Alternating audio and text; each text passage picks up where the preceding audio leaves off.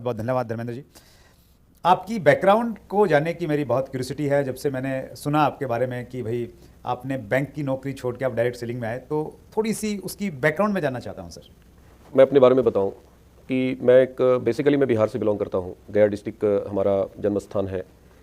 एक familiar background मेरा जो है वो एक किसान परिवार से मैं बिलोंग करता हूं। 5 भाई, 1 बहन, 6 भाई बहनों का परिवार मेरा हुआ करता है। बचपन अभाव में बीता। माता पिता ने एक अच्छा काम किया कि उन्होंने हम लोगों को पढ़ाया लिखाया। खेती में उन्होंने इन्वॉल्व नहीं कराया। पढ़ाई लिखाई करते करते इंटर पास किया और मेरे दिमाग में बस एक ही चीज़ चल रहा था कि मुझे एक जॉब लेनी है, नौकरी करना है, क्योंकि आर्थिक स्थिति उस समय उतनी अच्छी नहीं थी मेरी फैमिली की। और मैंने कंपटीशन की तैयारी की बैंकिंग सर्विस रिक्रूटमेंट बोर्ड के द्वारा, जो बहुत टफ एग्जाम कंडक्ट करती थी उस टाइम में। वैकेंसीज बहुत कम हुआ करते थे बैंकों में। तो नेशनलाइज बैंक के लिए मेरा सिलेक्शन हुआ। यूनियन बैंक ऑफ इंडिया में मेरी पोस्टिंग हुई। बाद में मेरी शादी हुई। मेरी वाइफ अपने माता पिता की इकलौती हैं। मेरे father in law chief manager state bank of India के रिटायर हुए। मेरे ग्रैंड फादर इन लॉ गया के बहुत बड़े वकील हैं। आज भी उनकी स्टैचू लगी हुई है, अब इस दुनिया में नहीं है वो। बाद में स्थिति ठीक हो गई, बहुत अच्छा सब कुछ चल रहा था। लेकिन at the same time direct selling के बारे में मुझे जानकारी हुई। मुझे लगा कि मैं जॉब से संतुष्ट नहीं था। मैं सपने बहुत देखा करता था बचपन में। मैं जब शहर जाता था बाबूजी के साथ तो देखता था बड़ी बड़ी बिल्डिंगें, बड़ी बड़ी गाड़ियाँ, तो मुझे बहुत अट्रैक्ट करता था। मुझे लगता था कि यार ये सब चीज़ें मेरे पास क्यों नहीं है। लेकिन अनफॉर्चुनेटली मैं जॉब में चला गया। हालांकि उस समय फॉर्चुनेटली था, बट आज मैं इसलिए बोल रहा हूँ क्योंकि आज जो मेरे पास है वो शायद जॉब से संभव नहीं था। तो कहीं ना कहीं मैं संतुष्ट नहीं था अपने जॉब से। मैं बहुत निराशा के गर्त में मैं जा रहा था। वो नौकरी कर तो रहा था लेकिन मन मार के कर रहा था। हालांकि जॉब मेरी बहुत अच्छी थी। यूनियन बैंक भारत सरकार का बैंक है। आज हमारे बैच के लड़के डीजीएम हैं, डिप्टी जनरल मैनेजर हैं। 1 लाख 1.25 लाख महीने की सैलरी है, अच्छी लाइफ स्टाइल है, और निश्चित रूप से सर मेरा भी होता। लेकिन उस परम पिता परमेश्वर की मैं कोटि कोटि धन्यवाद देता हूँ कि आज से 15 साल पहले मेरे को डायरेक्ट सेलिंग समझ में आ गया। और मुझे ऐसा लगा, जब मैंने इस प्लेटफॉर्म को देखा, अपॉर्चुनिटी को देखा, तो मुझे ऐसा लगा कि मेरे सारे सपने यहीं साकार हो सकते हैं। जो सो गए थे मेरे सपने वो जागते हैं। और आज मैं क्या बताऊं sir, I have no words to explain my feelings. आपने सर बैंक ऑफ इंडिया की जॉब को रिजाइन करके डायरेक्ट सेलिंग किया? नहीं सर, मैंने पार्ट टाइम किया शुरुआत में। ओके। 2 साल मैंने जॉब करते हुए किया, पार्ट टाइम किया। जब मेरी सैलरी से 5 गुनी इनकम आनी शुरू हो गई। अच्छा, एट दैट टाइम तो मुझे लगा कि जब मैं पार्ट टाइम इतना अच्छा कर रहा हूँ तो मैं फुल टाइम तो बहुत आगे जा सकता हूँ। और ऐसा नहीं था कि मैंने तुरंत रिजाइन करने का डिसीजन किया। 2 साल बाद भी मैंने बैंक से लीव विदाउट पे छुट्टी सैंक्शन कराई 6 महीने की, और बाद में वो अनऑथराइज लीव माना गया। 2 साल तक मैं अनऑथराइज लीव पे रहा। बाद में बैंक ने मेरे को कांटेक्ट किया कि यार आप या तो रिजाइन करो या तो ज्वाइन करो। तो मैंने रिजाइन करना उचित समझा। 15 साल में आपको ऐसा लगता है कि भाई आपने जो निर्णय लिया वो गलत लिया था, नौकरी करते रहना चाहिए था, ऐसा आपको तो नहीं लगता? सर मैं आपको रियल बताऊं कि मुझे ऐसा लगता है कि जो लोग आज डायरेक्ट सेलिंग को नहीं समझ रहे हैं वो जीवन में बहुत बड़ी गलती कर रहे हैं। आज नहीं तो कल, कल नहीं तो परसों, परसों नहीं तो परसों, सर सबको आना है डायरेक्ट सेलिंग में। डायरेक्ट सेलिंग एक अलग दुनिया है, एक अलग सोच है, एक अलग विचार है। जहां से एक आम आदमी की सोच खत्म होती है वहां से डायरेक्ट सेलिंग की सोच शुरू होती है। और मैं प्राउड फील करता हूं अपने डिसीजन पे। मुझे गर्व होता है कि मैंने ये डिसीजन थोड़ा डिले किया लेने में, मुझे को और पहले लेना चाहिए था। धर्मेंद्र जी, देखिए आज बहुत सारा यूथ हमारे साथ में जुड़ा हुआ है। यूट्यूब पे भी आता है, हमारे व्यूवर्स में बहुत सारी संख्या यूथ की है जी। और यूथ बहुत कंफ्यूज रहता है कि वो डायरेक्ट सेलिंग में आए नहीं आए। कोई तैयारी कर रहा है परीक्षाओं की, बैंकिंग में बहुत सारे लोग जाना चाहते हैं, उनका ड्रीम रहता है।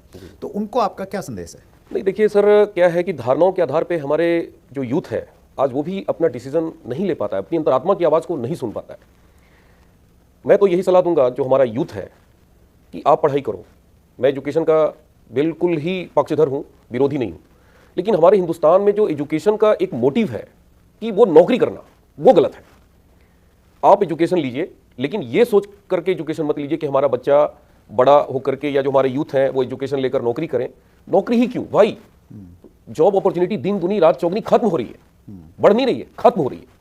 हर जगह आप देखिए सैचुरेशन की स्थिति में है। सरकार हाथ खड़ी कर चुकी है। मुझे याद है कि जिस हमारे बैंक में जब मैं रिजाइन किया उस टाइम 10 करोड़ का हमारे बैंक का टर्नओवर था, और उस टाइम में बैंक में 25 कर्मचारी थे। आज वो टर्नओवर 10 गुना बढ़ गया, 100 करोड़ क्रॉस कर चुका है, और वहां पे कर्मचारी 25 घट के 5 हो गए। यानी अपॉर्चुनिटी 5 गुनी कम हो गई। बिजनेस बैंक का बढ़ रहा है, 10 गुना बढ़ रहा है। क्यों भाई? कौन ऑपरेट कर रहा है? उसको कंप्यूटर ऑपरेट कर रहा है, मशीन ऑपरेट कर रहा है, एटीएम मशीन लग गए, लाखों मशीन लग गए। 24 आवर्स आज के डेट में करेंसी अप डाउन हो रहा है, डिपॉजिट हो रही है, निकल रही है। लाखों कैशियर की नौकरी चली गई। पहले वो सब कैशियर काम करता था, 100 रुपये निकालने होते थे तो बैंक में जाके विड्रॉल भरने पड़ते थे। ऑनलाइन बैंकिंग शुरू हो चुका है, आप घर में बैठे बैठे 24 आवर्स आप मनी ट्रांसफर करते हैं। तो फिर कहाँ है अपॉर्चुनिटी, कहाँ है, क्यों उसके पीछे भाग रहे हैं? और यहाँ पे डायरेक्ट सेलिंग में एक बहुत बड़ी अपॉर्चुनिटी है जो कि लोग अभी समझ नहीं रहे हैं। सोचिए, there is no competition at all. तो इंसान का एक नेचर है कि वो धारणाओं के आधार पे वो डिसीजन लेते हैं जिंदगी में, और यही डिसीजन उनको बाद में पछताना पड़ता है। आज वक्त है, this is the golden period of direct selling. अगर आज आप समझ गए, हमारे हम लोग चर्चा करते थे कि देखो ये आदमी आज बड़ी गाड़ियों में घूम रहा है, बड़े बड़े बंगले हैं, क्यों? क्योंकि इनके दादाजी बिजनेस करने चले गए थे शहर में। आज उसी की देन है कि देखो ये बड़े बड़े गाड़ियों में घूम रहे हैं। कहीं ना कहीं वही काम हम लोग भी करेंगे कि हमारे आने वाले पीढ़ियों के बारे में लोग चर्चा करेंगे कि यार देखो इसका बेटा हेलीकॉप्टर से उड़ता है, इसका बेटा चार्टर्ड प्लेन से घूमता है, क्योंकि इनके दादाजी ने डायरेक्ट सेलिंग किया था। वंडरफुल। आपकी स्टोरी का जो एक बहुत बड़ा पार्ट मुझे लगता है सर, वो है डिसीजन लेना। जी। जो डिसीजन आपने लिया कि बैंक को रिजाइन करके आपने फुल टाइम डायरेक्ट सेलिंग में काम करना है। और बहुत सारे हमारे व्यूवर्स भी क्वेश्चन पूछते हैं और दुविधा में भी रहते हैं, स्पेशली जो जॉब में भी हैं, डायरेक्ट सेलिंग में भी कर रहे हैं।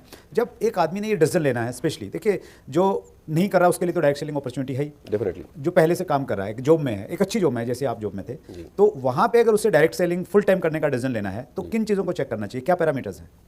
देखिए सर, सबसे जो इंपॉर्टेंट चीज़ है वो है सेल्फ कॉन्फिडेंस। ओके। यहाँ पे ज़्यादातर लोगों के अंदर प्रॉब्लम क्या है, वो खुद पे भरोसा नहीं करते। वो ढूंढते रहते हैं कि कोई हमें आदमी मिल जाए जो हमारी नैया को पार लगा दे। तो जब तक आपके अंदर सेल्फ कॉन्फिडेंस बिल्डअप नहीं होगा, आप किसी भी डायरेक्ट सेलिंग में कामयाब नहीं हो पाएंगे, पहली चीज। दूसरी चीज जो सबसे इंपॉर्टेंट चीज है वो है कंपनी प्रोफाइल। आप जिस कंपनी के साथ आप जॉब छोड़ने का डिसीजन लेने जा रहे हैं, first of all you check the company again and again, बार बार चेक करिए। मैं बार बार अपनी मीटिंग में भी बोलता हूँ 3P को हमेशा देखिए। 3P क्या होता है? First P product. राइट। बहुत सारे हमारे यूथ आज के डेट में भटक जा रहे हैं डायरेक्ट सेलिंग में। कहीं ना कहीं वो कार देखकर, बड़ी बड़ी ऑडी मर्सिडीज दिखाकर, बड़े बड़े बंगले दिखाकर लोगों को मोटिवेट किया जाता है। वो पार्ट है हमारा, लेकिन जो हमारा बेस है, जो प्लेटफॉर्म है, वो है प्रोडक्ट। राइट। अगर कंपनी के पास प्रोडक्ट नहीं है, प्रोडक्ट का रेंज नहीं है, तो आप वहां पे अपना फ्यूचर नहीं बना सकते। राइट। आपका फ्यूचर डार्क में जा सकता है। तो पहला P प्रोडक्ट, दूसरा P प्लान। राइट। हमारा प्लान कैसा है? राइट। तो प्रोडक्ट, प्लान एंड पे आउट। ओके।